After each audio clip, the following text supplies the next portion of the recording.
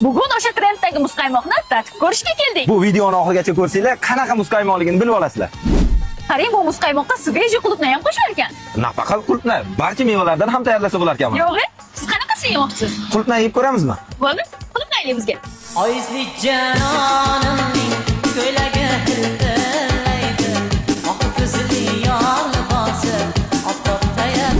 Mag'zam qo'shilar ekan. Ta'mi qanaqa bo'lar ekan? Yeb ko'rganda bilamiz. Janonimning ko'ylagi hiltillaydi. Oq ko'zli yor libosi oftobdayam tillaydi. Yor ko'ylagi hiltillaydi. Nimani kutyapsiz? Ketdik. Men bananli tayyorlatryapman. Siz bananligingizni kutib turing, men buni yeb turaman. Shukurjonniki tayyor bo'lguncha buni ta'miga baho berib ko'ramiz. Oyizlik janonimning ko'ylagi hiltillaydi. Oq ko'zli yor libosi oftobdayam tillaydi. Oyizlik Rahmat. Endi buni tatib ko'ramiz.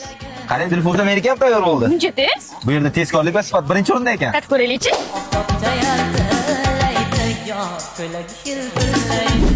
Agar sizlar ham mana shunday antiqa mevali muzqaymoq xohlasanglar, Kososoy tumaniga kelaverasizlar. Manzil eski stadionning shundoqqina pastida.